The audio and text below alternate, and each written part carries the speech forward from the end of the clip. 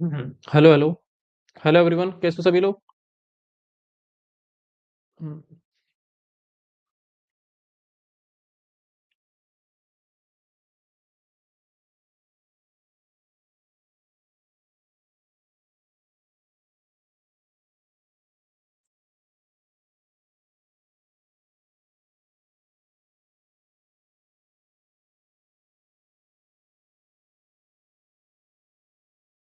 Hello.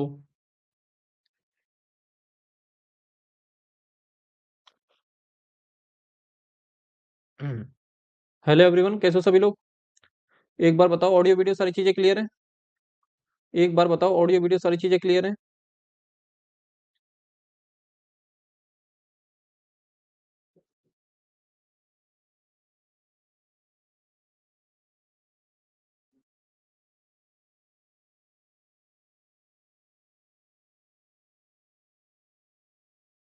Good evening भाई, good evening सभी को, है ना। एक बार बताओ, ऑडियो वीडियो क्लियर है सारी चीजें।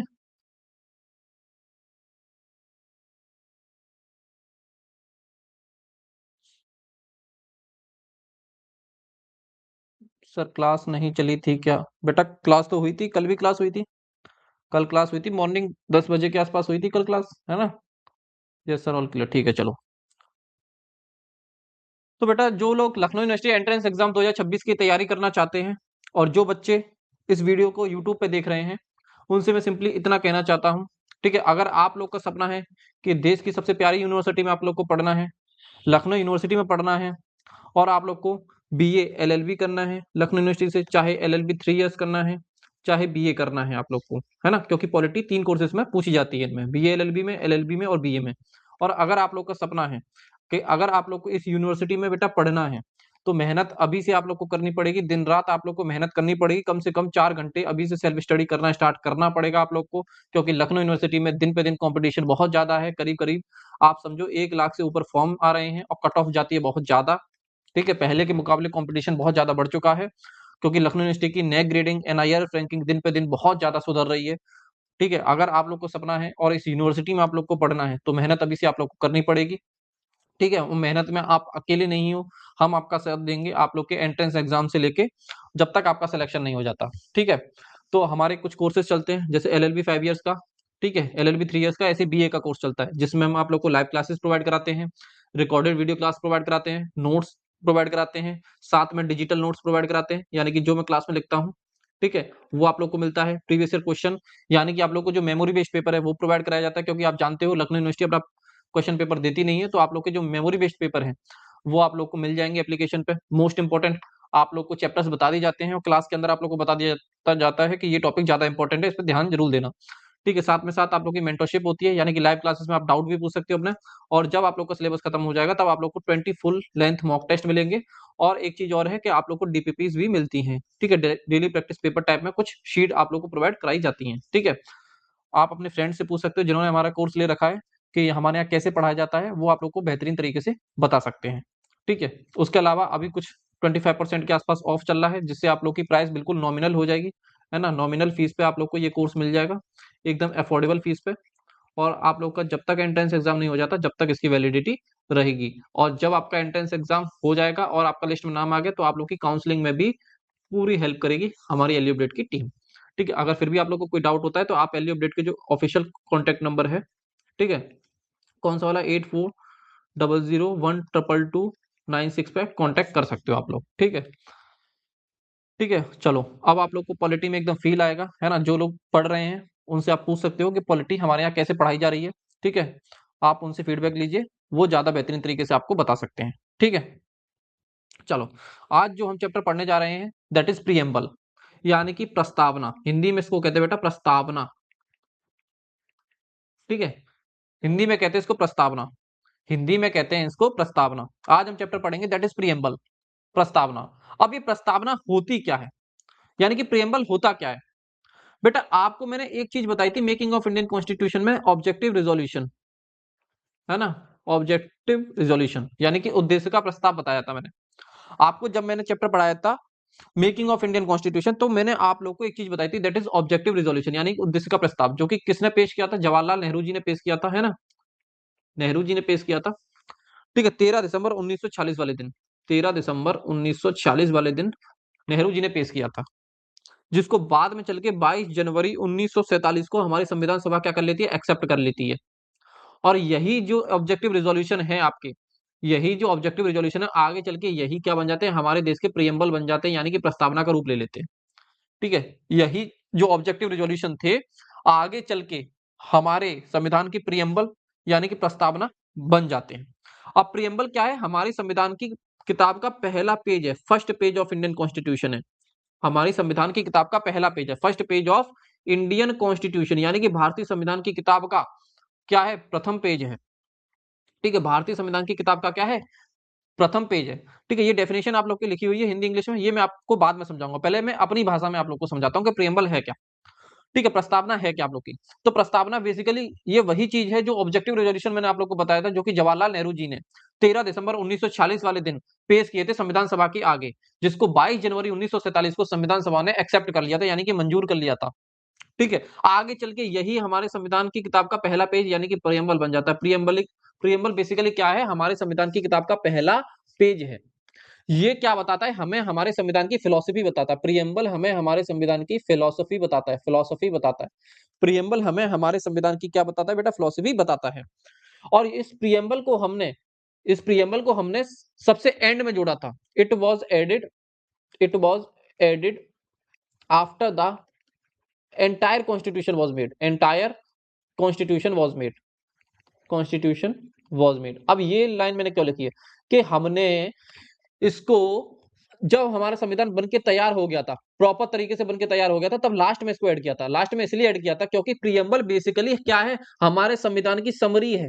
ठीक है, एक तरीके से प्रियम्बल क्या है, हमारे संविधान की समरी है। और समरी आप किसी चीज की कब बता पाते हो, जब आपको उस कहानी के बारे में विस्तार रूप से पूरा पता हो। फॉर एग्जाम्पल आप लोगों ने कई बार कहानी सुनी होगी खरगोश और कछुए वाली, तो आप उसका फिर क्या बता सकते हो। मैं अगर आपसे कहूं कि भाई जो खरगोश और कछुए वाली कहानी है, उसमें आप क्या करो, 4 शब्दों में या कह दो 4 लाइन में मेरे को बता दो, तो आप उस पूरी कहानी को 4 लाइन में बताओगे। वो क्या है, उस पूरी कहानी की समरी होती है। तो ऐसे ही प्रियम्बल क्या है, प्रियम्बल हमारे संविधान की समरी है, इसलिए इसको हमने सबसे एंड में ऐड किया, क्योंकि समरी हम किसी चीज की कब बता पाते हैं, जब उस कहानी के बारे में हमको पूरा पता हो। इसलिए प्रियम्बल को हमने अपने संविधान में सबसे एंड में ऐड किया। क्यों, क्योंकि ये क्या है, हमारे भारतीय संविधान की एकदम समरी है पूरी। ये क्या है, हमारे संविधान की क्या है, प्रॉपर समरी है, समरी है हमारे संविधान की, है ना।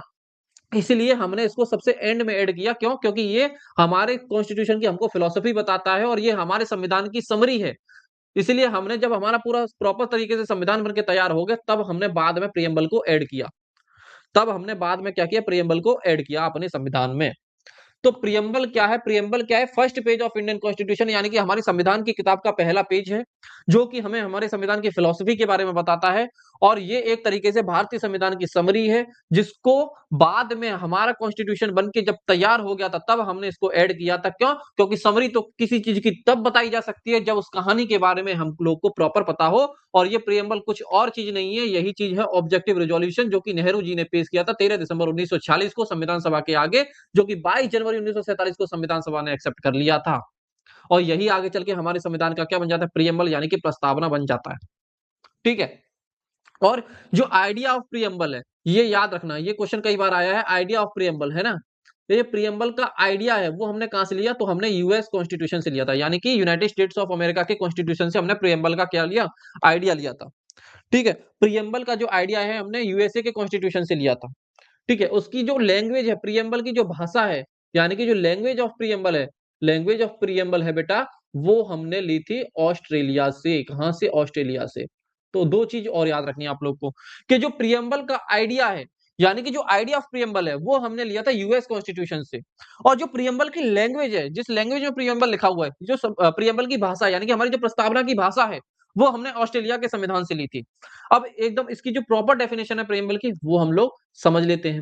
What is preamble? An introductory statement in a constitution which states the reason and guiding values of the constitution. यानी कि प्रियम्बल क्या है, एक तरीके का, एक टाइप का, एक काइंड का इंट्रोडक्टरी स्टेटमेंट है, जो हमारे संविधान की हमको रीजंस बताता है और हमारे संविधान की हमें गाइडिंग वैल्यूज बताता है।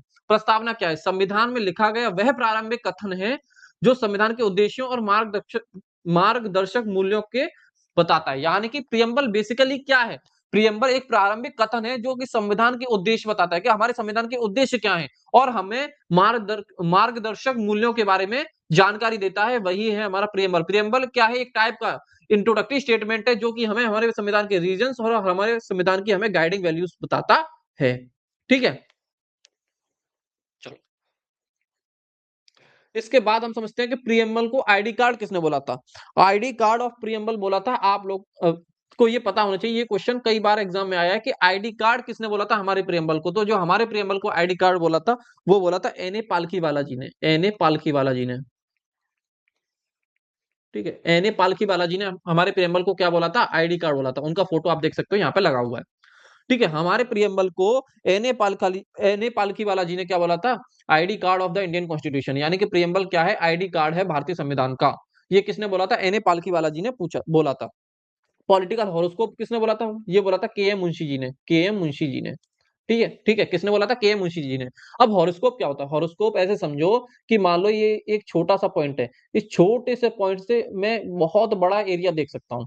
ऐसे समझो हॉरोस्कोप क्या होता है? एक छोटे से पॉइंट से मैं बहुत बड़ा एरिया देख सकता हूँ। तो प्रियम्बल को हम पॉलिटिकल हॉरोस्कोप क्यों बोल रहे हैं? क्योंकि प्रियम्बल क्या है? एक छोटे से पेज से मैं अपने पूरे संविधान के उद्देश्य समझ सकता हूँ, अपने पूरे संविधान का विजन समझ सकता हूँ, मैं अपने पूरे संविधान की समरी समझ सकता हूँ। इसलिए मैं कह रहा हूँ हमारा प्रियम्बल क्या है? पॉलिटिकल हॉरोस्कोप है। ये बोला था के एम मुंशी जी ने। के एम मुंशी जी ने प्रियम्बल को क्या बोला था? पॉलिटिकल हॉरोस्कोप बोला था। ठीक है, हिंदी में आप देख सकते हो प्रस्तावना। प्रस्तावना का जो विचार है हमने कहां से लिया? यूएसए के कॉन्स्टिट्यूशन से। आप डेफिनेशन प्रियम्बल की यहाँ पे देख ही सकते हो कि संविधान में लिखा गया वह प्रारंभिक कथन जो संविधान के उद्देश्यों और मार्गदर्शक मूल्यों के बारे में बताता हो वो क्या कहलाता है? प्रस्तावना कहलाता है।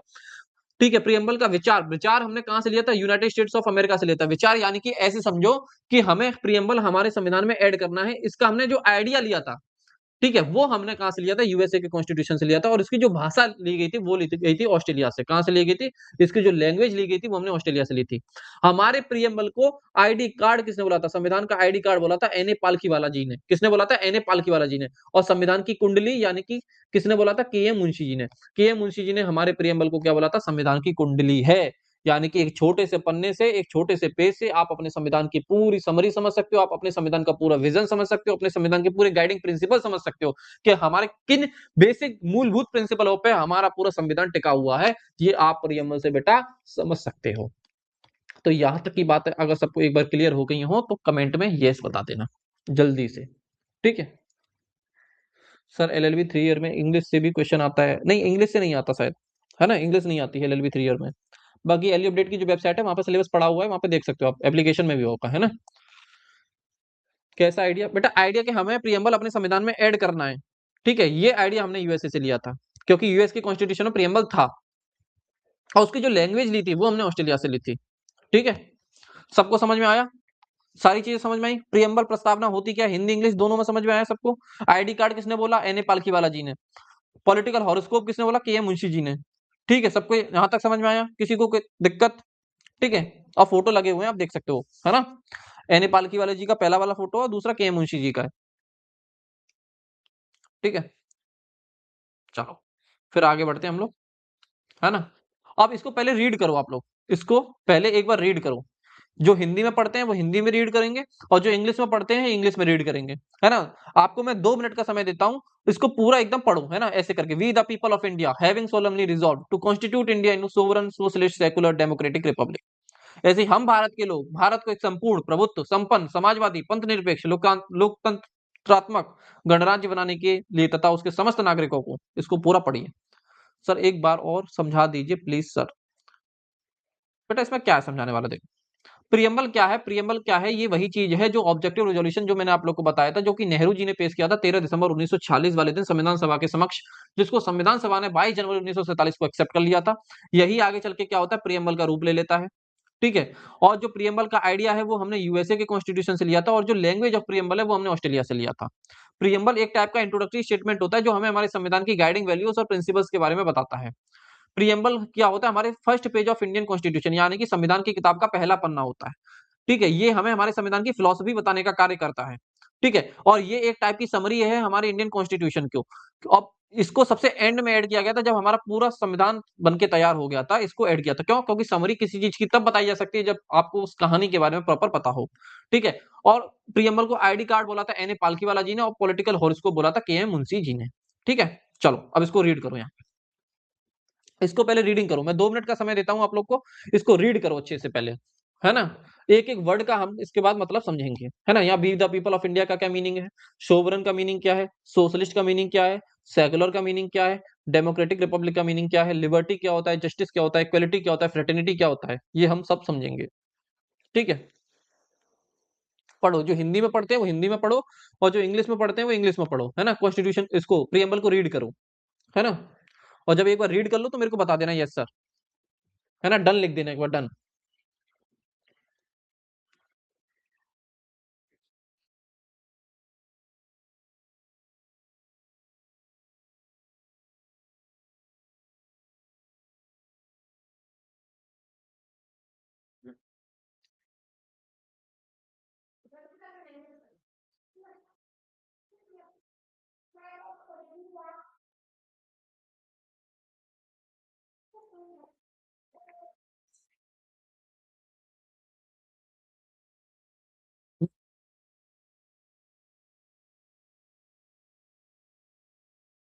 पढ़ लिया सबने? बताओ, पढ़ लिया? पढ़ लिया सबने? एक बार बताओ, जल्दी बताओ।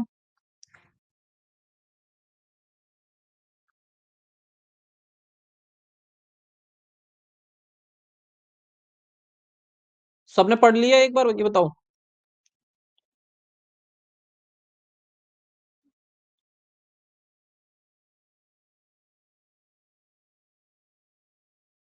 डन, ठीक है। बाकी लोग बताओ। Yes sir.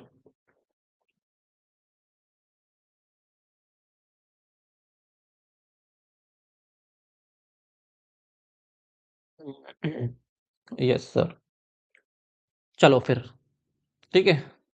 अब मेरे साथ रीड कर लेना, जिन्होंने नहीं पढ़ा वो मेरे साथ पढ़ लेना। प्रियम्बल कहता है, we the people of India having solemnly resolved to constitute India into sovereign, socialist, secular, democratic republic, and to secure to all its citizens justice of social, economic, and political, liberty of thought, expression, belief, faith, and worship, equality of status and equality of opportunity, and to promote among them all fraternity, assuring the dignity of the individual and the unity and integrity of our nation. In our Constituent Assembly, this 26th day of November 1949, do hereby adopt, enact, and give to ourselves this Constitution. ठीक है। अब जितने भी इसमें words हैं, इनका meaning एक एक करके मैं आप लोग को समझाऊंगा, जो हाईलाइटेड वर्ड्स है। ठीक है, हिंदी में पढ़ लेते हैं एक बार। हम भारत के लोग भारत को एक संपूर्ण, प्रभुत्व संपन्न, समाजवादी, पंथनिरपेक्ष, लोकतंत्रात्मक गणराज्य बनाने के लिए तथा उसके समस्त नागरिकों को सामाजिक, आर्थिक और राजनीतिक न्याय, विचार, अभिव्यक्ति, विश्वास, धर्म और उपासना की स्वतंत्रता, प्रतिष्ठा और अवसर की समता प्राप्त कराने के लिए तथा उन सब में व्यक्ति की गरिमा और राष्ट्र की एकता और अखंडता सुनिश्चित करने वाली बंधुता बढ़ाने के लिए दृढ़ संकल्प होकर अपनी संविधान सभा में आज तारीख 26 नवंबर 1949, ठीक है, को एतद द्वारा इस संविधान को अंगीकृत, अधिनियमित और आत्म समर्पित करते हैं। ठीक है। अब एक एक करके जितने भी वर्ड्स हैं, इनका सबका मीनिंग हम लोग समझेंगे। तो सबसे पहले हम समझेंगे we the people of India, यानी कि हम भारत के लोग। ये क्या कहता है? We the people of India क्या कहता है, यानी कि ये हम भारत के लोग, ये क्या कहता है? ये कहता है आप लोग का source of power of constitution बताता है। ये क्या बताता है? हमारे संविधान की पावर है, उसका सोर्स क्या है, ये क्या बताता है? Source of power of constitution बताता है। Source of power of constitution, कि जो हमारा संविधान है उसकी पावर का स्रोत क्या है ना। हमारे जो संविधान है उसकी शक्ति का स्रोत क्या है, ठीक है, सोर्स क्या है। तो पढ़ सकते हैं यहां से, the constitution has been drawn up and enacted by the people through their representative and not handed down by them a king or any outside power. यानी कि जो हमारा ये संविधान बन के तैयार हुआ है, वो उन लोगों ने तैयार किया है जिनको हमारे लोगों ने चुन के भेजा था संविधान सभा में। अच्छा, अब आप कहोगे कि संविधान सभा के इलेक्शन तो इनडायरेक्ट वे में हुए थे, तो लोगों ने कैसे भेज दिया सर? तो बेटा एक बात मेरे को बताना, जो प्रोविंशियल असेंबली हुआ करती थी उसमें तो लोग वोट करते थे, हालांकि कुछ परसेंट ही लोग वोट कर पाते थे, लेकिन करते तो थे, कुछ परसेंट लोग वोट कर पाते थे लेकिन कुछ तो करते थे। तो उन लोगों ने क्या किया, कॉन्स्टिट्यूशन असेंबली में जो मेंबर गए थे उनके लिए वोट किया। तो एक तरीके से क्या हुआ, हमने इनडायरेक्ट वे में अपने जो रिप्रेजेंटेटिव्स थे उनको चुन के भेजा है। ठीक है, तो वही चीज तो यहाँ पे लिखी हुई गई है, तो वही चीज तो बेटा यहाँ पे लिखी हुई है। क्या लिखी है यहाँ पे, जो कॉन्स्टिट्यूशन है हमारा, वो लोगों के द्वारा बनाया गया है, उनके प्रतिनिधियों के द्वारा। ठीक है, जो लोगों के द्वारा चुने गए प्रतिनिधि हैं उनके द्वारा बनाया गया है, ना कि किसी राजा और किसी बाहरी ताकत के हस्तक्षेप के द्वारा बनाया गया है। यानी कि संविधान, देखो हम भारत की जनता, ये क्या कहता है कि संविधान जनता द्वारा उनके प्रतिनिधियों के माध्यम से तैयार और अधिनियमित किया गया है। यानी कि जो हमारा संविधान है, हमारा जो संविधान है, हमारी जो देश की जनता है, जो नागरिक हैं, उनके द्वारा चुने गए प्रतिनिधियों के द्वारा क्या किया गया, तैयार किया गया है।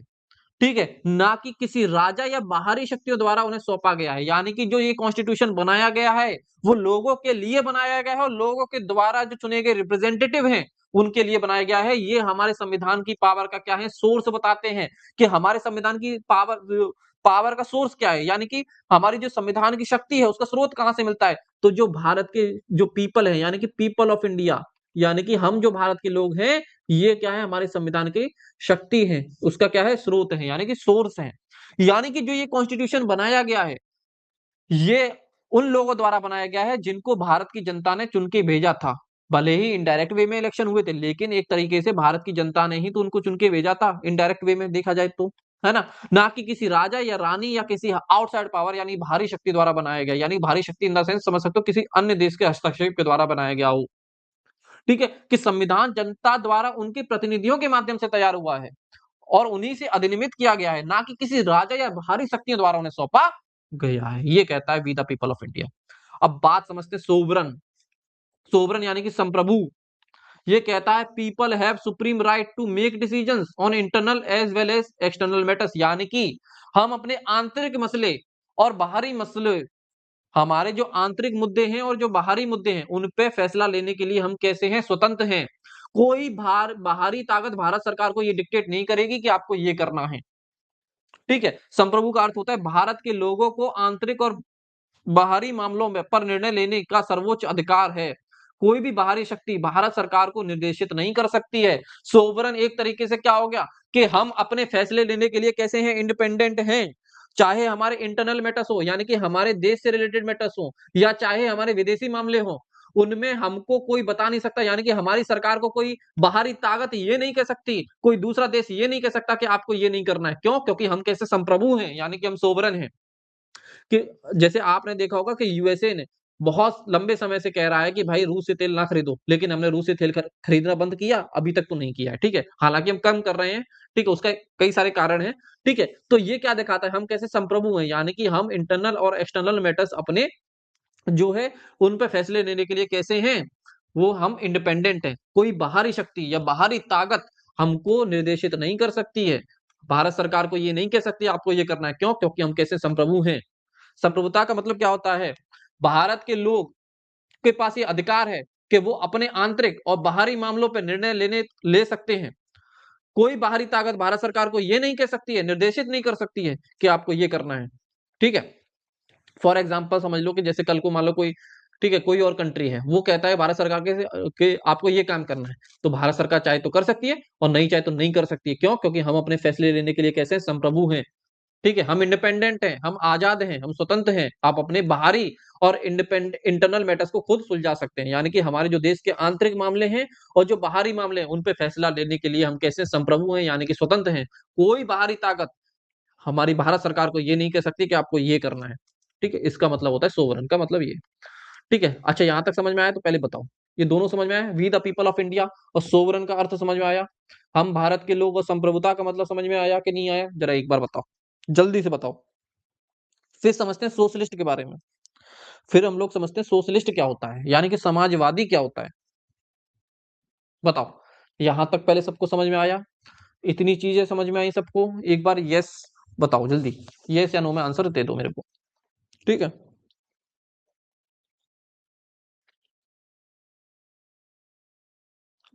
जल्दी बताओ यार, जल्दी बताया करो सभी लोग।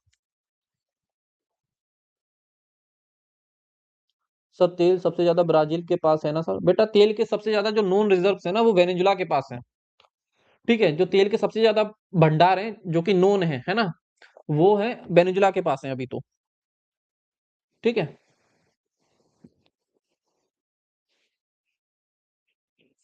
प्रूवन ऑयल रिजर्व्स में आप देखोगे लिस्ट में तो सबसे ऊपर वेनेजुला का नाम आता है। ठीक है, फिलहाल के लिए ये बताओ, ये इतना जो मैंने बताया वो समझ में आया सबको?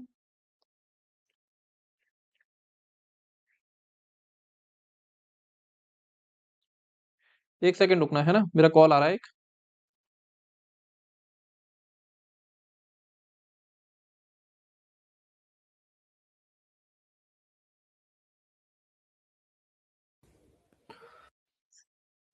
ठीक है, बताओ समझ में आया कि नहीं आया यार? आप लोग बताते नहीं हो, या तो फिर मैं पूछना बंद कर दूं।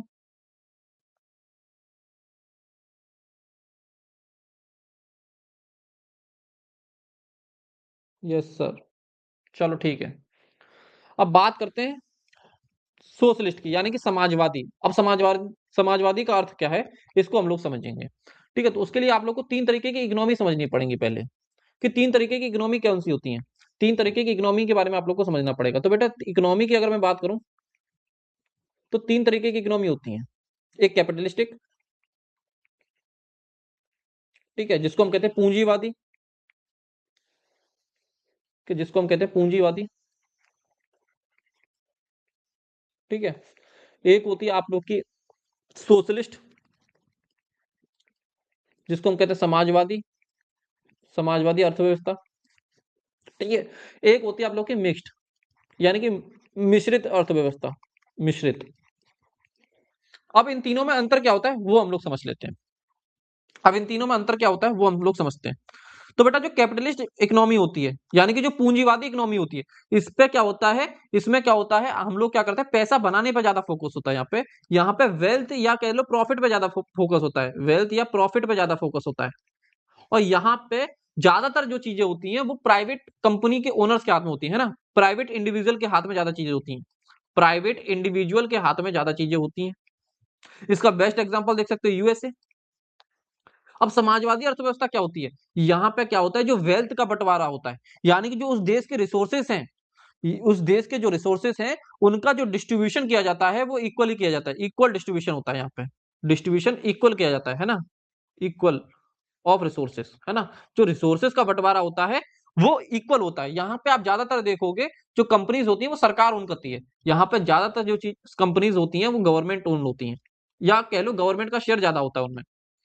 ठीक है, गवर्नमेंट का शेयर ज्यादा होता है। इसमें क्या होता है, इसमें प्रॉफिट ना बनाने की जगह हम लोग क्या करते हैं, यहाँ पे वेलफेयर पे ज्यादा फोकस करते हैं, यानी कि जन कल्याण पे ज्यादा फोकस होता है। यहाँ पे क्या होता है, जन कल्याण पे ज्यादा फोकस होता है। अब मिश्रित अर्थव्यवस्था क्या होता है, मिक्स्ड इकोनॉमी में क्या होता है, यहाँ पे क्या होता है, हम वेलफेयर ऑफ पीपल तो देखते हैं, साथ के साथ पूंजी बनाने पे भी फोकस करते हैं। अच्छा, समाजवादी अर्थव्यवस्था का बेस्ट एग्जांपल है, आप लोग कह सकते हो रशिया, है ना, रशिया बेस्ट एग्जांपल है। मिक्स्ड इकोनॉमी का बेस्ट एग्जांपल है इंडिया। इंडिया में क्या होता है, हम लोग क्या करते हैं, हम साथ के साथ पूंजी बनाने पे भी फोकस करते हैं, हम साथ के साथ पूंजी बनाने पे तो फोकस करते ही करते हैं, और लोगों के कल्याण पे भी फोकस करते हैं, यानी कि जन कल्याण के साथ साथ पूंजी बनाने पे भी फोकस किया जाता है। ठीक है, जन कल्याण के साथ साथ पूंजी बनाने पे क्या किया जाता है, फोकस किया जाता है। तो तीन तरीके की अर्थव्यवस्था होती है हमारे पास। एक कैपिटलिस्टिक, यानी कि पूंजीवादी अर्थव्यवस्था, इसमें क्या होता है, प्रॉफिट बनाने पे ज्यादा फोकस किया जाता है। ठीक है, इसमें क्या होता है, प्रॉफिट बनाने पे ज्यादा फोकस किया जाता है। इसमें जो ज्यादातर चीजें होती हैं, ज्यादातर रिसोर्सेज होते हैं वो प्राइवेट इंडिविजुअल के हाथ में ज्यादा होते हैं। ठीक है, अब प्राइवेट के हाथ में होगा तो भाई वो तो सीधी सीधी बात है, वो तो प्रॉफिट बनाने पे ज्यादा फोकस रखेगा। ठीक है, उसको जन कल्याण से क्या लेना देना। ठीक है, लोगों के कल्याण से, वेलफेयर से उसको क्या लेना देना, उसको कोई मतलब नहीं, वो तो अपना पैसा कमाने पे फोकस करेगा। लेकिन जो सोशलिस्ट इकोनॉमी होती है उसमें क्या होता है, लोगों के वेलफेयर पे ज्यादा फोकस किया जाता है, यानी कि जन कल्याण पे ज्यादा फोकस होता है। यहाँ पे ज्यादातर चीजें गवर्नमेंट ओन करती है, और यहाँ पे जो रिसोर्सेज का बंटवारा होता है वो कैसा होता है, इक्वल डिस्ट्रीब्यूशन ऑफ रिसोर्सेज होता है। मिक्स्ड इकोनॉमी में क्या होता है, हम वेलफेयर, लोगों के वेलफेयर पे साथ साथ फोकस करते हुए हम पूंजी बनाने पे भी फोकस करते हैं। इसका बेस्ट एग्जांपल है इंडिया। हमारी इकोनॉमी कैसी है, मिक्स्ड इकोनॉमी, हम यानी कि लोगों के कल्याण पे भी फोकस करते हैं और पूंजी बनाने पे भी ज्यादातर फोकस करते हैं। अच्छा, हालांकि इन तीनों तरीके की इकोनॉमी में अगर बात करोगे तो कोई भी 100% कैपिटलिस्टिक नहीं होती, कोई भी 100% सोशलिस्टिक नहीं होती, कोई भी 100% मिक्स्ड नहीं हो सकती है। ठीक है, 100% तो सारी चीजें कोई हो ही नहीं सकती। ठीक है, चलो, उसके अलावा अब यहां से समझते हैं कि सोशलिस्ट का मतलब क्या होता है, समाजवादी का। Wealth is generated socially and should be shared equally, यानी कि जो पूंजी है, यानी कि धन का जो सृजन है, वो सामाजिक रूप से इक्वल डिस्ट्रीब्यूशन होना चाहिए रिसोर्सेज का। एक तरीके से कह सकते हो कि इक्वल डिस्ट्रीब्यूशन ऑफ रिसोर्सेज होगा, यानी कि जो रिसोर्सेज का बंटवारा होगा, उस देश के जो संसाधन है उनका बंटवारा कैसे होगा, इक्वली होगा। ठीक है, सोशली और इक्वली होगा by society. Government should regulate the ownership of land and industry to reduce social economic equalities. सरकार क्या करेगी, ये सुनिश्चित करेगी कि जो लैंड की ओनरशिप है वो कंट्रोल में रहे, यानी कि ऐसा ना हो कि एक व्यक्ति बहुत ज्यादा जमीनें खरीद के बैठा हुआ है और एक तबका ऐसा हो कि जिसके पास बिल्कुल भी जमीनें नहीं है। सरकार क्या करेगी, जो सामाजिक और आर्थिक असमानता है उनको कम करने की कोशिश करेगी। सरकार क्या करेगी, सामाजिक एवं आर्थिक असमानताओं को कम करने की कोशिश करेगी। यानी कि सोशलिस्ट प्रिंसिपल ये कहता है, समाजवादी प्रिंसिपल ये कहता है कि जो वेल्थ है, जो रिसोर्सेज का बंटवारा है, उस देश के संसाधन का बंटवारा है, उसका जो डिस्ट्रीब्यूशन होना है वो इक्वल डिस्ट्रीब्यूशन होना है। गवर्नमेंट ये सुनिश्चित करेगी कि जो जमीनें हैं और जो उद्योग हैं, जमीनें और उद्योग हैं, उनकी ओनरशिप सही से सुनिश्चित हो सके, यानी कि किसी एक इंडिविजुअल के हाथ में पूरी देश की इकोनॉमी ना चली जाए, है ना। गवर्नमेंट क्या करेगी, चीजों को डाइवर्सिफाई करने का काम करेगी और सामाजिक एवं आर्थिक असमानताओं को कम करने का प्रयास करेगी। ठीक है, धन का सृजन सामाजिक रूप से होता है और समाज में इसका समान वितरण होना चाहिए, यानी कि जो धन का सृजन है वो सामाजिक रूप से होना चाहिए और समाज में इसका समान वितरण होना चाहिए। यानी कि जो उस देश के संसाधन है, जो उस देश के संसाधन है, उनका बंटवारा कैसा होना चाहिए, उसका बंटवारा इक्वल होना चाहिए, समान रूप से होना चाहिए। किससे होना चाहिए, समान रूप से होना चाहिए। सरकार को भूमि और उद्योगों के स्वामित्व को विनियमित करना चाहिए, यानी कि सरकार को ये सुनिश्चित करना चाहिए कि जो उद्योग है, जो भूमि है, उनका जो है, ठीक है, विनियमित करना चाहिए, ताकि सामाजिक आर्थिक असमानताओं को कम किया जा सके। यानी कि जो सोशल और इकोनॉमिक इनक्वालिटीज भारत में है, यानी कि सामाजिक एवं आर्थिक असमानताएं, उनको कम से कम किया जा सके। इज दैट क्लियर और नॉट? बताओ बेटा, सभी लोग बताओ। सर, इंडिया सबसे कम साझा किससे करता है? समझा नहीं बेटा। साक्षी, आप क्या क्वेश्चन पूछना चाह रही हैं वो मैं समझा नहीं, है ना। आप क्या क्वेश्चन पूछना चाह रही हैं वो मैं समझ नहीं पाया, है ना। इसको दोबारा से आप लिख के भेजो मेरे को, है ना, सही से। ठीक है, ये क्लियर हुआ बेटा सबको? सोशलिस्ट प्रिंसिपल सबको क्लियर हुआ? सोशलिज्म का मतलब सबको समझ में आया? सोशलिज्म का मतलब सबको समझ में आया? ठीक है, सोशलिज्म का मतलब सबको समझ में आया? क्लियर? इज दैट क्लियर और not?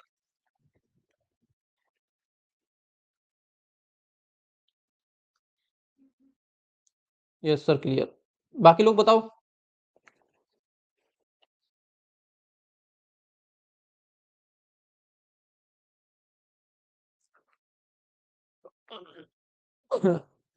Clear sir, yes sir, clear. ठीक है, चलो अब समझते हैं हम लोग सेक्युलर। सेक्युलर यानी कि धर्मनिरपेक्ष, यानी कि पंथ निरपेक्ष। सेक्युलर का अर्थ होता है धर्मनिरपेक्ष या पंथ निरपेक्ष। ठीक है, citizens have complete freedom to follow any religion but there is no official religion, यानी कि नागरिकों को ये स्वतंत्रता है, यानी कि नागरिकों के पास ये चॉइस है कि वो जिस धर्म को अपनाना चाहें, जिस धर्म का पालन करना चाहे, जिस धर्म को वो फॉलो करना चाहें वो कर सकते हैं। ठीक है, लेकिन राज्य का कोई धर्म नहीं होगा, यानी कि स्टेट का कोई ऑफिशियल रिलीजन नहीं होगा। स्टेट से ऐसे समझो, स्टेट का एक बहुत ब्रॉड मीनिंग है जो कि मैं आर्टिकल नंबर आप लोग को 12 में पढ़ाऊंगा, है ना। इसको आप पढ़ोगे। फिलहाल के लिए समझो स्टेट में ठीक है, भारत सरकार भी आ जाती है, राज्य की सरकारें भी आ जाती हैं और जितनी भी लोकल बॉडीज है वो भी आ जाती हैं और जितनी गवर्नमेंट अथॉरिटीज है वो भी आ जाती हैं। ठीक है, तो वही बात मैं कह रहा हूं कि सिटीजन्स के पास ये अधिकार है, यानी कि नागरिकों के पास ये अधिकार है कि वो किसी धर्म को मानना चाहें, जिस धर्म को मानना चाहें, जिस धर्म में उनकी आस्था हो, जिस धर्म की वो उपासना करना चाहते हो, है ना, वो कर सकते हैं। लेकिन राज्य का कोई ऑफिशियल धर्म नहीं होगा। Government treats all religious beliefs and practices with equal respect, यानी कि गवर्नमेंट हर धर्म का सम्मान करेगी, ठीक है, और उनको इक्वल रिस्पेक्ट से देखेगी।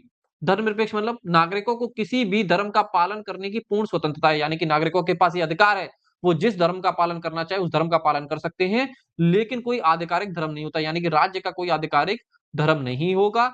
सरकार सभी धार्मिक मान्यताओं और रीति रिवाजों का सम्मान करेगी, यानी कि सरकार क्या करेगी, समान, ठीक है, सभी धर्मों को समान रूप से देखेगी, जितने भी रीति रिवाज हैं सभी धर्मों में उनको मान्यता देगी समान रूप से।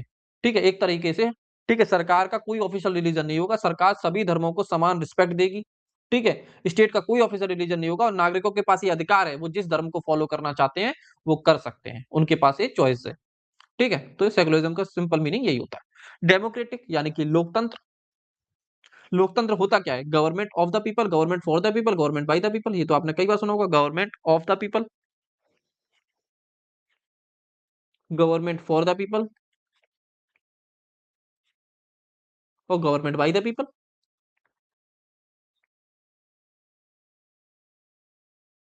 लोगों के द्वारा लोगों के लिए लोगों की सरकार, लोगों के द्वारा लोगों के लिए लोगों की सरकार, लोगों के द्वारा लोगों के लिए लोगों की सरकार, है ना? लोगों के द्वारा लोगों के लिए लोगों की सरकार यानी कि डेमोक्रेटेड क्या होता है? A form of government where people enjoy equal political rights, यानी कि वो फॉर्म ऑफ गवर्नमेंट जहां पे जो नागरिक हैं वो समान पॉलिटिकल राइट्स होते हैं, जो राजनीतिक अधिकार हैं वो इक्वली एंजॉय करें। अगर कल को चुनाव में आप खड़े होना चाहो, आप खड़े हो सकते हैं, मैं होना चाहूं, मैं हो सकता हूं, कोई भी हो सकता है। यानी कि हमारे पास ये अधिकार है कि चुनाव में खड़े हो सकते हैं। ऐसा तो नहीं है कि सिर्फ 2 या 3 पार्टियां जो राज कर रही हैं, ऐसा तो बिल्कुल नहीं है। ठीक है? ऐसा तो बिल्कुल नहीं है। ठीक है? Government for the people, government of the people, government by the people, लोगों के द्वारा लोगों के लिए लोगों की सरकार। तो वो फॉर्म ऑफ गवर्नमेंट होती है, ठीक है, डेमोक्रेटिक वो फॉर्म ऑफ गवर्नमेंट होती है जहां पर लोगों के पास इक्वल पॉलिटिकल राइट होते हैं। यानी कि तुम भी चुनाव में खड़े हो सकते हो, मैं भी खड़ा हो सकता हूं, कोई भी व्यक्ति जो चुनाव लड़ना चाहता है वो लड़ सकता है।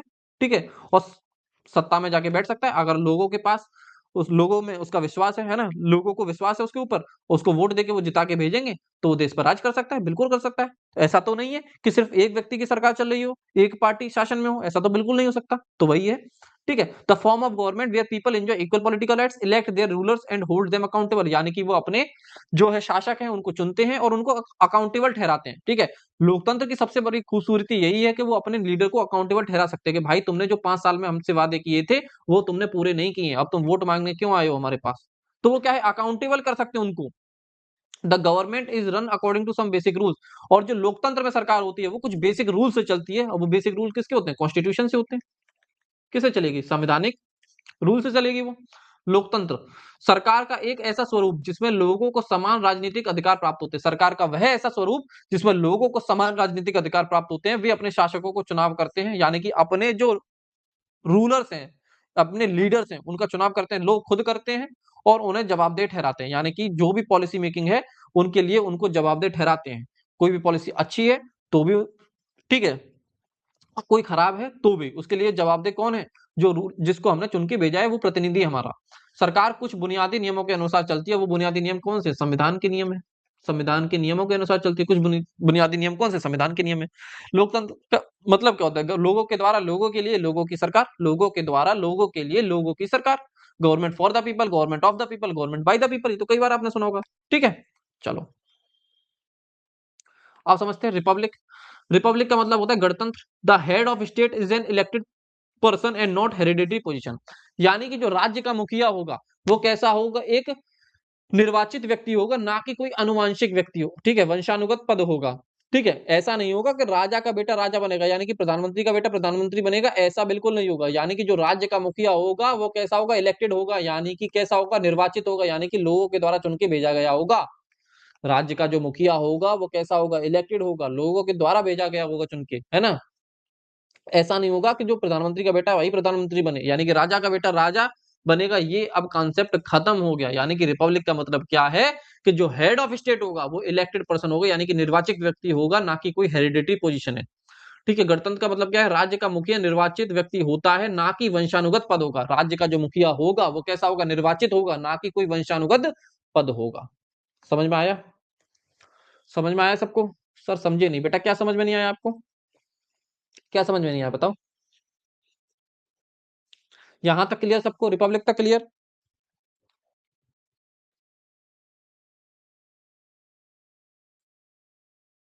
क्लियर सबको? रिपब्लिक तक क्लियर हुआ?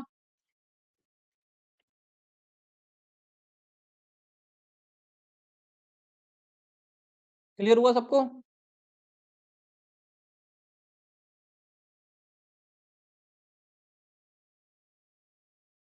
Yes sir clear. बाकी लोग बताओ।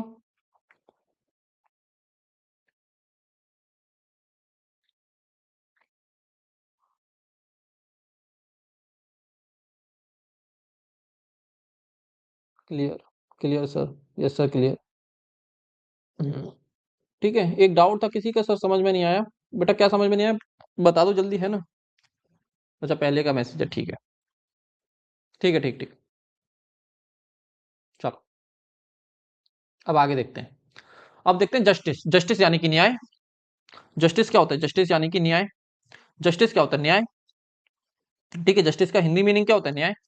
अब जस्टिस के बारे में समझते हैं। Citizens can not discriminated on the grounds of caste, religion और जेंडर, यानी कि नागरिकों के साथ जाति, धर्म और लिंग के आधार पर कोई भेदभाव नहीं किया जा सकता। यानी कि जो उस देश के नागरिक हैं, यानी कि हमारे जो देश के नागरिक हैं, उनका किसी जाति के आधार पे, किसी धर्म के आधार पे, ठीक है, उनके जेंडर के आधार पे उनके साथ कोई भी भेदभाव नहीं किया जा सकता। यानी कि नागरिकों के साथ जाति, धर्म, लिंग के आधार पे भेदभाव नहीं किया जा सकता। Social inequalities have to be reduce, यानी कि सरकार क्या करेगी? सामाजिक असमानताओं को कम करने की कोशिश करेगी। Government should work for the welfare of all, यानी कि लोक कल्याण का कार्य करेगी, यानी कि लोगों के कल्याण का कार्य करेगी। इसको हम कहते हैं लोक कल्याण। लोक कल्याण, ठीक है, of all specially of the disadvantages group. ठीक है, इसका अर्थ क्या है? यानी कि जो हमारे देश के नागरिक हैं, उनके साथ किसी जाति के आधार पे, किसी धर्म के आधार पे, उनके जेंडर के आधार पे, उनके आधार पे भेदभाव नहीं होगा उनके साथ। सरकार क्या करेगी? सामाजिक जो असमानताएं हैं, जो सोशल इनइक्वालिटीज हैं हमारे समाज में, उनको कम करने का प्रयास करेगी। ठीक है, गवर्नमेंट सबकी भलाई के लिए काम करेगी, लोक कल्याण का कार्य करेगी, यानी कि लोगों के कल्याण का कार्य करेगी। और स्पेशली जो डिसएडवांटेजेस ग्रुप हैं, जो हिस्टोरिकली डिसएडवांटेजेस ग्रुप हैं, उनको उनके लिए कार्य करेगी, है ना। उनको क्या करेगी? सोसाइटी में इक्वल रिप्रेजेंटेशन दिलाने का कार्य करेगी। सामाजिक असमानता को कम करना होगा। सरकार को सभी के कल्याण के लिए, विशेषकर वंचित समूह के कल्याण के लिए काम करना चाहिए। तो ठीक है, जस्टिस क्या कहता है कि जो सिटीजन्स हैं, उनके साथ किसी जाति के आधार पे, किसी धर्म के आधार पे, उनके जेंडर के आधार पे भेदभाव नहीं किया जा सकता। सामाजिक असमानताओं को सरकार कम करने का प्रयास करेगी। और जो आप लोग का स्पेशली डिसएडवांटेजेस ग्रुप है, हिस्टोरिकली डिसएडवांटेजेस ग्रुप है, ठीक है, उनके लिए सरकार काम करेगी। और जो सभी के जो कल्याण के लिए सरकार क्या करेगी? काम करेगी। कुल मिला के इतनी सी बात है कि नागरिकों के साथ जाति के आधार पे, किसी धर्म के आधार पे, उनके जेंडर के आधार पे उनके साथ भेदभाव नहीं हो सकता। सरकार सामाजिक असमानताओं को कम करेगी। सोशल इनइक्वालिटीज जो हमारी सोसाइटी में, उनको कम करने का कोशिश करेगी सरकार। और सरकार जो है सभी के कल्याण के लिए काम करेगी, लोक कल्याण का काम करेगी। और स्पेशली जो डिसएडवांटेजेस ग्रुप है हिस्टोरिकली, उनके कल्याण के लिए सरकार क्या करेगी? काम करेगी। जस्टिस, ठीक है। लिबर्टी, लिबर्टी यानी कि आप समझ सकते हो स्वतंत्रता, आजादी, है ना। There are no unreasonable restrictions on the citizens in what they think, how they wish to express their thoughts and the way they wish to follow up their thoughts in action। यानी कि सरकार कोई भी नागरिकों पे क्या करेगी? Unreasonable restriction नहीं लगाएगी बेटा। अनरीजनेबल रिस्ट्रिक्शन नहीं लगेंगे, लेकिन रीजनेबल रिस्ट्रिक्शंस लग सकते हैं बेटा। रीजनेबल, रीजनेबल रिस्ट्रिक्शंस लग सकते हैं। ठीक है, अभी अनरीजनेबल और रीजनेबल रिस्ट्रिक्शंस में अंतर क्या है? अब जैसे मान लो आपको बोलने की स्वतंत्रता है ना, आप बोल सकते हो, लेकिन आप कुछ इतना ज्यादा उल्टा सीधा बोल रहे हो कि जिससे सामने वाली व्यक्ति की छवि खराब हो रही है, उसको डिफेम कर रहे हो आप, तो आप उतना ज्यादा नहीं बोल सकते हो।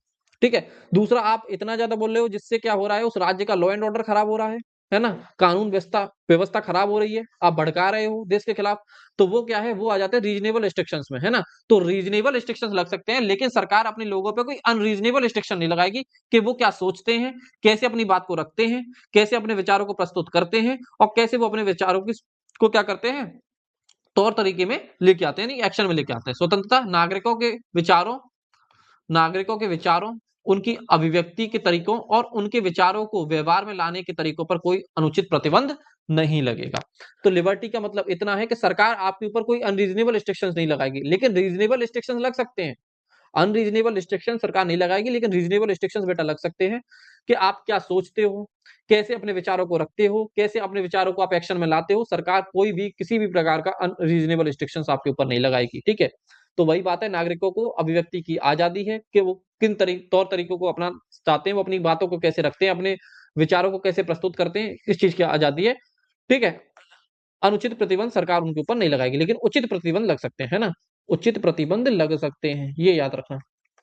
ठीक है, कि भाई कल को अब तुम जाके कहो कि पॉलिटी वाले सर ने पढ़ाया है कि सरकार किसी भी प्रकार का अनरीजनेबल रिस्ट्रिक्शन नहीं लगा सकती, और आप कुछ भी जाके उल्टा सीधा बोलने लगो, है ना, तो वो किस कैटेगरी में आ जाता है? वो रीजनेबल रिस्ट्रिक्शंस में आ जाता है ना। आप किसी को डिफेम नहीं कर सकते बोलने के नाम पे, है ना। चलो अब बात करते हैं इक्वलिटी, यानी कि समानता। All are equal before law, यानी कि कानून के समक्ष सभी क्या है, समान है। कानून के समक्ष क्या है, सभी समान है। The traditional social inequalities have to be ended, यानी कि जो वर्षों से जो सामाजिक असमानताएं चलती हुई आ रही थी वो क्या होंगी, वो खत्म कर दी जाएंगी। The government should ensure equal equal opportunities for all, ठीक है, सरकार ये सुनिश्चित करेगी कि सबको समानता के अवसर मिले। समानता का अर्थ यह है कानून के समक्ष सभी क्या होंगे, समान होंगे। पारंपरिक सामाजिक असमानताओं को क्या होगा, समाप्त करना होगा। सरकार को सभी के लिए समान अवसर सुनिश्चित करना चाहिए, ठीक है। इक्वालिटी का मतलब क्या है, सरकार सभी को क्या है, इक्वल अपॉर्चुनिटीज प्रोवाइड कराए, है ना। सरकार सभी को इक्वल अपॉर्चुनिटीज प्रोवाइड कराए, और जो सामाजिक असमानता चलती हुई आ रही है बहुत लंबे समय से, उनको खत्म किया जाए, और कानून के समक्ष सभी क्या हो, बराबर हो। इसका मतलब होता है इक्वालिटी का, ठीक है। फ्रेटर्निटी यानी कि भाईचारा, बंधुता।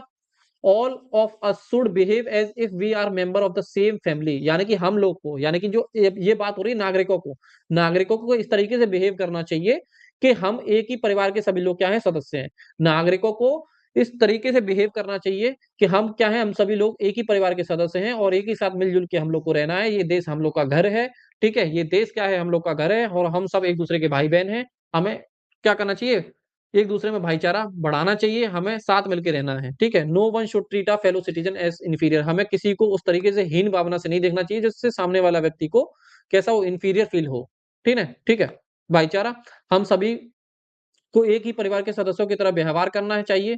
किसी को भी अपने साथी नागरिक को हीन नहीं समझना चाहिए, यानी कि हमें ऐसे समझना चाहिए कि हम एक ही परिवार के सदस्य हैं, ये देश हमारा घर है, हम एक ही परिवार के नागरिक हैं, हमें एक दूसरे की सहायता करनी चाहिए, एक दूसरे दूसरे की मदद करनी चाहिए, एक दूसरे में भाईचारा में फैलाना चाहिए।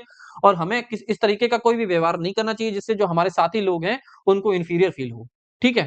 तो ये बात होता है फ्रेटर्निटी का मतलब, ठीक है। यहां तक सबको क्लियर हुआ, तो पहले एक बार बताओ, यहां तक सबको क्लियर, यहां तक सबको क्लियर,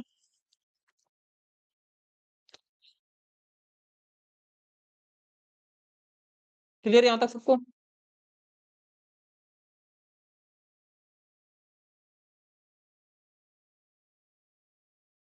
बाकी लोग बताओ भाई, क्लियर हुआ।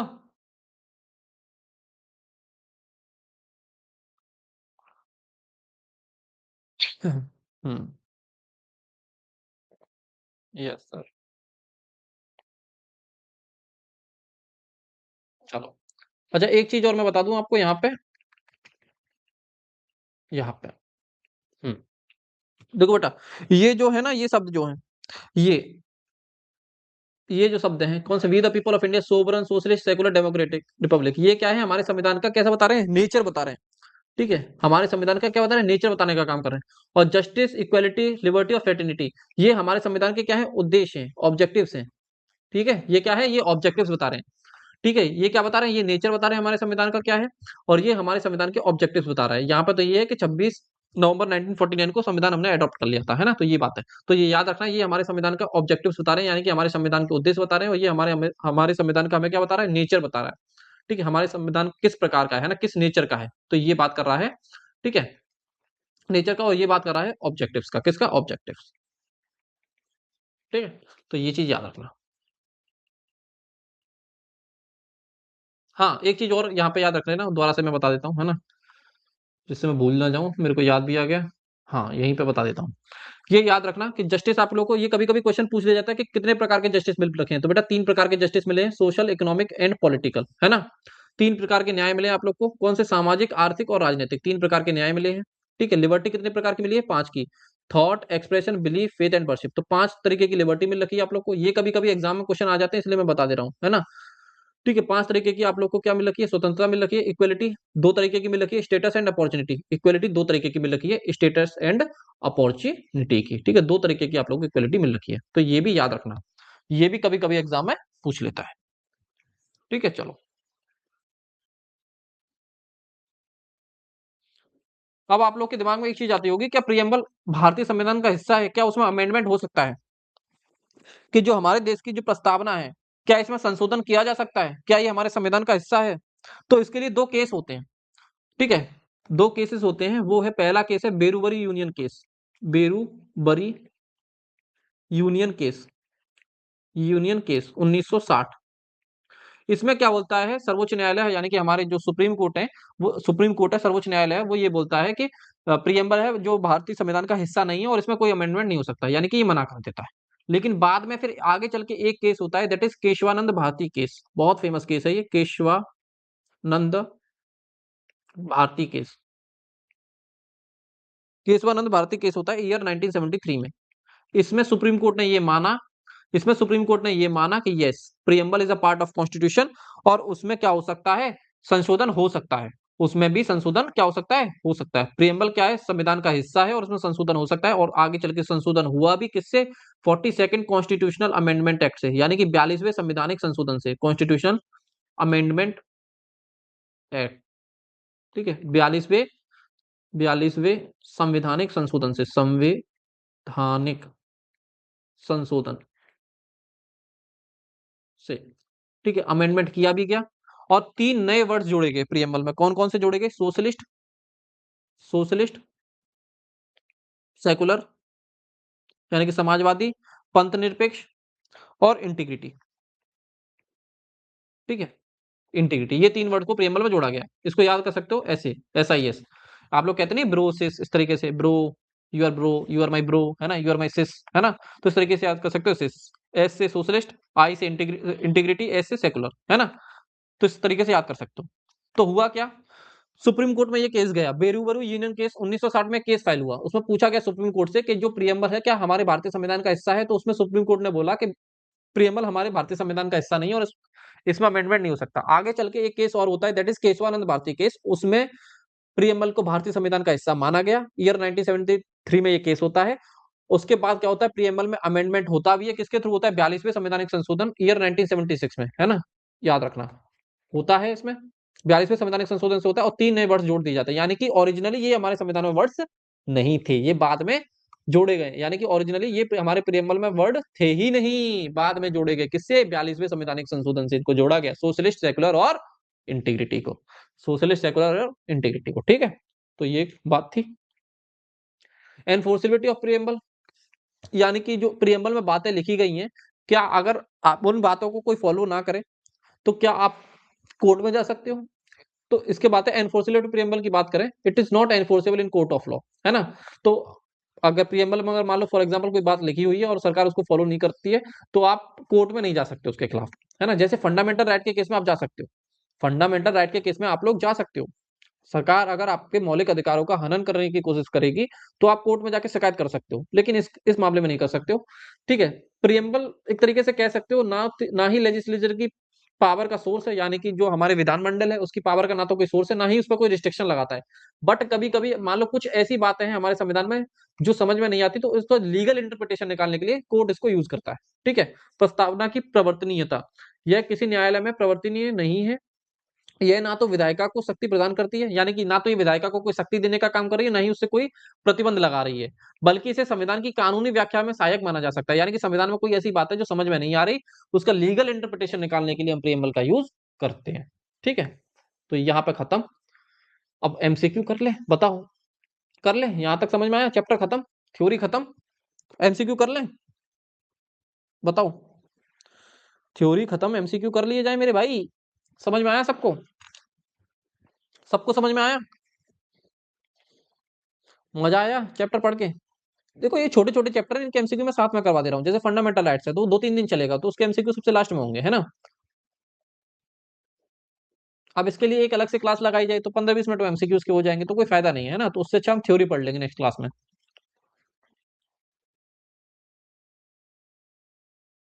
ठीक है, चलो फिर क्वेश्चन कर लेते हैं हम लोग, है ना।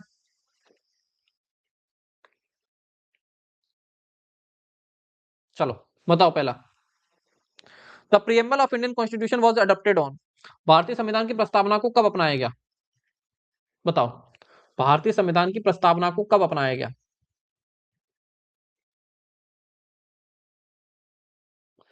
दिमाग लगाओ इसमें। भाई जिस दिन हमारे संविधान को हमने अडॉप्ट कर लिया होगा उसी दिन हमने प्रियम्बल को भी अडॉप्ट कर लिया होगा। जिस दिन हमने अपने संविधान को अडॉप्ट किया होगा उसी दिन हमने अपने प्रियम्बल को भी अडॉप्ट कर लिया गया होगा। तो हमने अपने अपने संविधान को अडॉप्ट कब किया था, बेटा इस दिन तो हमने अपने संविधान को एनफोर्स किया था, यानी कि लागू किया था, लेकिन हमने अपने संविधान को एडॉप्ट कर लिया था, अपना लिया था कब? 26 नवंबर 1949 को। उसके साथ ही हमने प्रियम्बल को एडॉप्ट कर लिया था। तो एडॉप्ट और एनफोर्स इसमें अंतर है। एनफोर्स यानी कि पूर्ण रूप से लागू किया था कब? हमने 26 जनवरी 1950 को। लेकिन 26 नवंबर 1949 वाले दिन हमने अपने संविधान को पूर्ण रूप से एडॉप्ट कर लिया था। ठीक है, लागू हमने बाद में किया था, एडॉप्ट पहले कर लिया था। चलो, ये वाला था preamble of constitution of India describe India as. संविधान की प्रस्तावना में भारत का वर्णन इस प्रकार किया गया। भारत कैसा है? एक सेकुलर स्टेट है, एक फेडरल स्टेट है, एक यूनिटरी स्टेट है, एक एथी स्टेट है? बताओ बताओ, जल्दी जल्दी बताया करो, है ना, छोटे छोटे क्वेश्चन है, जल्दी जल्दी बताओ। ठीक है, संविधान की प्रस्तावना में भारत का वर्णन इस प्रकार किया गया है। कैसा? अभी बताया सेकुलर है। कैसा सेकुलर है? फेडरल ये तो वर्ड कहीं यूज नहीं किया। यूनिटरी नहीं है, कैसा है? यूनियन ऑफ स्टेट है। ठीक है, ये आगे चल के पढ़ोगे आप लोग। ठीक है, एथी नास्तिक राज्य तो है ही नहीं, है ना। चलो ये वाला करो। The preamble of Indian constitution starts with the phrase, है ना, भारतीय संविधान की प्रस्तावना इस वाक्यांशों से शुरू होती है। तो प्रियम्बल किससे स्टार्ट हो रहा था? याद करो, प्रियम्बल किससे स्टार्ट हो रहा था? कौन से फ्रेज से स्टार्ट हो रहा था? In the name of God से हो रहा था कि India sovereign socialist to secure all its citizen? किससे स्टार्ट हो रहा था? हमारा जो प्रियम्बल है वो किस फ्रेज से स्टार्ट हो रहा था? किस वाक्यांश से स्टार्ट हो रहा था? हाँ, किससे हो रहा था? We the people of India, यानी कि हम भारत के लोग। चलो ये वाला करो। इसको सही ऑर्डर में लगाना है ना, इसको सही ऑर्डर में लगाना है। We the people of India solemnly resolve to constitute India into sovereign, socialist, secular, democratic republic. Sovereign socialist secular democratic Republic, तो ये सही है ना। Sovereign socialist secular democratic Republic. ठीक है, ऑप्शन बी होगा। सोवरन से स्टार्ट होता है, sovereign socialist secular democratic Republic. चलो, इसमें क्या है? सोशलिस्ट पहले, ठीक है, यहाँ पहले होना चाहिए और सेकुलर बाद में होना चाहिए, बस थोड़ा सा माइनर चेंज कर दिया है ना। तो ऐसे ऑप्शन भी कभी कभी ऐसे क्वेश्चन भी आ जाते हैं। ये वाला बताओ, which of the following dimensions of liberty is not mentioned in the preamble. तो मैंने बताया था लिबर्टी 5 तरीके की मिली हुई है। Liberty of thought, belief, expression, faith and worship, है ना। तो लिबर्टी ऑफ अपॉर्चुनिटी नहीं होती। ये क्या है? Equality of status and opportunity. ये इक्वलिटी के अंदर आता है, इक्वलिटी ऑफ स्टेटस और इक्वलिटी ऑफ अपॉर्चुनिटी। ठीक है, बाकी ये चारों जो तीनों ऑप्शन है, इसमें क्या है? लिबर्टी ऑफ थॉट हम लोग को मिल रही है, लिबर्टी ऑफ बिलीफ मिल रखा है, लिबर्टी ऑफ एक्सप्रेशन हम लोग को मिल रखा है। ठीक है, फेथ एंड वर्शिप मिल रखा है, लेकिन opportunity of liberty of opportunity कुछ नहीं है ना। क्या है? Equality of status and opportunity था। वो क्या था? Equality of status and opportunity था। तो लिबर्टी 5 प्रकार की थी, कौन सा नहीं था ये पूछ रहा है। तो अपॉर्चुनिटी किस में आता था? वो इक्वलिटी में आता था, equality of status and opportunity था। चलो ये वाला करो। ठीक है, according to the preamble what does the promotion of fraternity assure. प्रस्तावना के अनुसार भाईचारे को बढ़ावा देने के लिए आश्वासन मिलता है। बताओ, फ्रेटर्निटी एसोर्सेस क्या करती है? Fraternity sources unity and integrity of nation. आपने प्रियम्बल पढ़ा होगा, देखो प्रियम्बल दोबारा खोल के दिखा देता हूं मैं यहाँ पे आप लोग को, है ना।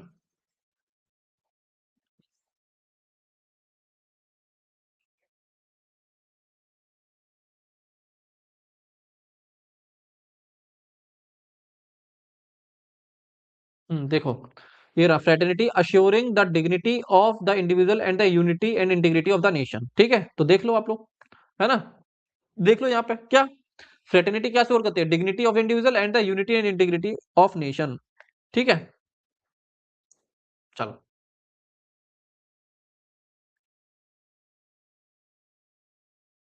हाँ, तो फ्रेटर्निटी क्या श्योर करती है? Unity and integrity of the nation. ये वाला करो भाई, ये वाला करो। Which word has been substituted for the word unity of the nation in the 42nd amendment act. तो 3 वर्ड ऐड किए गए थे 42वें संवैधानिक संशोधन से, 3 वर्ड ऐड किए गए थे, याद करो, ट्रिक बताई थी, SIS, सोशलिस्ट, सेकुलर और इंटीग्रिटी। ठीक है, तो क्या होगा? यूनिटी एंड इंटीग्रिटी था, तो ये रहा, ये क्या है? यूनिटी एंड इंटीग्रिटी था, तो क्या होगा? ये वाला ऑप्शन हो जाएगा हमारा सही, है ना। ये वाला ऑप्शन हमारा सही हो जाएगा, unity and integrity of the nation. Honesty नहीं था, ठीक है, क्या था? Unity and integrity of nation. ठीक है, राष्ट्र की एकता और अखंडता। चलो ये वाला करो। The 42nd constitutional amendment act 1976 added 3 new words. तो कौन से 3 न्यू वर्ड्स थे? सोशलिस्ट, सेकुलर एंड कौन सा था? Integrity. Socialist, secular and integrity था। Which of the following was not a part of original preamble. Original preamble में कौन सा पार्ट नहीं होगा? जो सोशलिस्ट होगा वो पार्ट नहीं होगा पहले, ओरिजिनली जो प्रियम्बल होगा। सेकुलर होगा वो पार्ट नहीं होगा, और इंटीग्रिटी ये पार्ट नहीं होगा, है ना। तो देख लेते हैं इनमें से कौन सा वर्ड है हमारे ऑप्शन में। ठीक है, तो सेकुलर ये पहले ओरिजिनली पार्ट नहीं था। बाकी सोवरन पहले था, कॉन्स्टिट्यूशन प्रियम्बल में पहले सोवरन था, रिपब्लिक भी था और डेमोक्रेटिक भी था। ठीक है, सेकुलर नहीं था। सेकुलर किससे जोड़ा गया? ये तीनों वर्ड जोड़े गए 42वें संवैधानिक संशोधन से। 42nd constitutional amendment act year 1976 से जोड़े गए हैं ये। ठीक है, ये वाला बताओ। Which of the following noble ideas is mentioned in the preamble of the Indian constitution. भारतीय संविधान की प्रस्तावना में निम्नलिखित में से कौन सा महान आदर्श का उल्लेख किया गया है?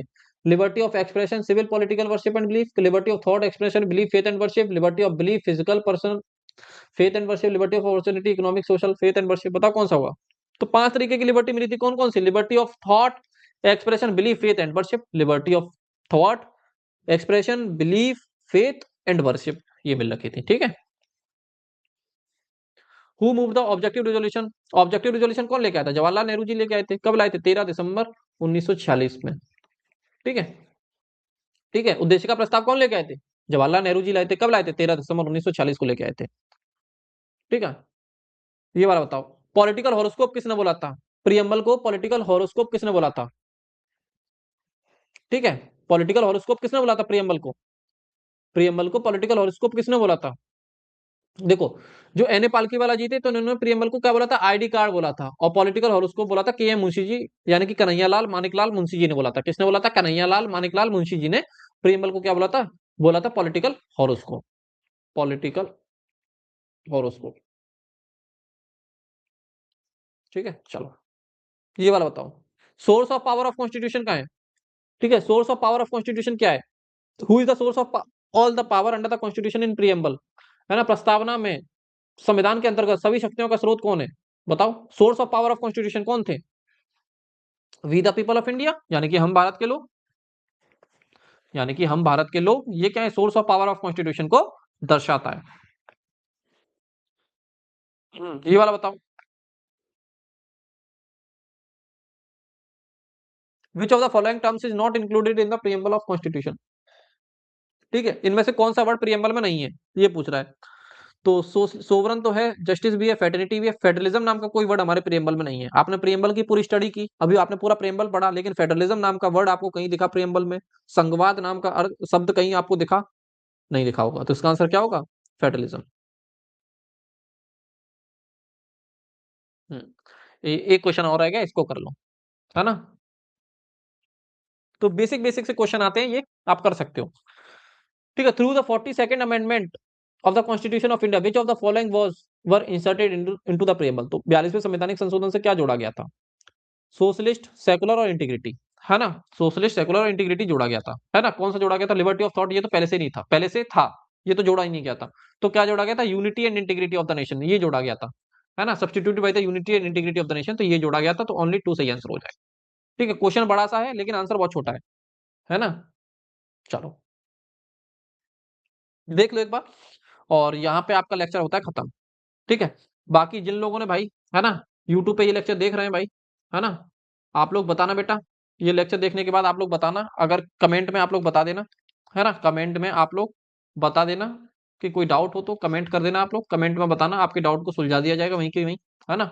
और अगर अभी तक आपने अपने फेवरेट कोर्स में एनरोल नहीं किया है तो आप एनरोल हो सकते हैं।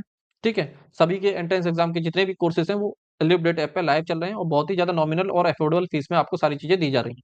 ठीक है, और एक चीज और मेरे को आप लोग को बतानी है। हाँ बेटा, ऐसे ही क्वेश्चन आते हैं एंट्रेंस एग्जाम में, कोई अलग क्वेश्चन थोड़ी आते हैं। ठीक है, एंट्रेंस एग्जाम में कोई अलग क्वेश्चन थोड़ी आते हैं। सर हिस्ट्री की क्लास कब से स्टार्ट होगी? बेटा अभी बच्चों के जब बोर्ड एग्जाम खत्म हो जाएंगे उसके बाद क्लासेस आप लोग की और स्टार्ट हो जाएंगी। ठीक है, हाँ एक चीज मैं आप लोग को बताना चाह रहा था, पहले ये बताओ बी एल एल बी वाले कितने हैं इसमें? B A L L B वाले बच्चे कितने हैं? B A L L B वाले बच्चे कितने हैं बताओ?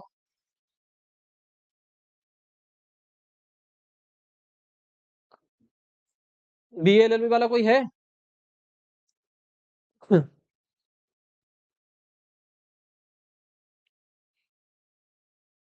कोई है बी एल एल बी वाला? बी एल एल बी, अच्छा आप हो।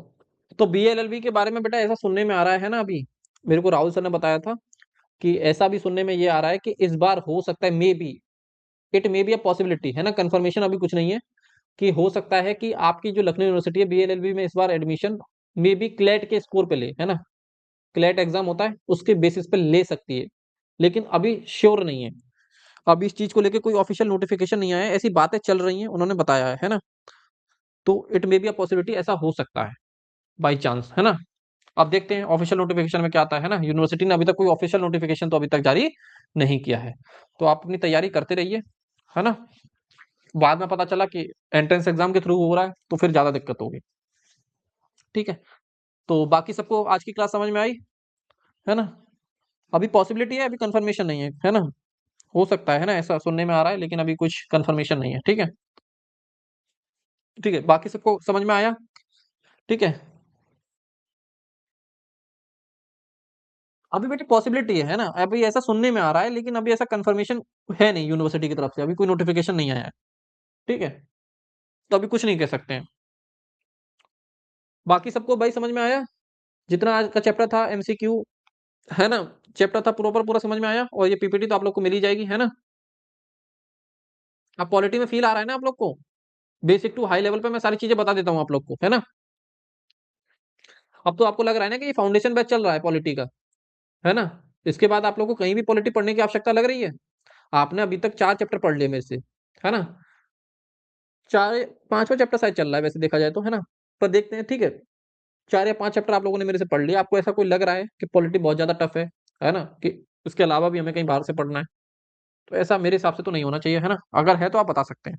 बाकी 1 मिनट में आप लोगों को अगर कोई डाउट है तो बता दीजिए। ठीक है, बाकी सब समझ में आ रहा है तो भी बताइए। ठीक है, सब समझ में आ गया सर।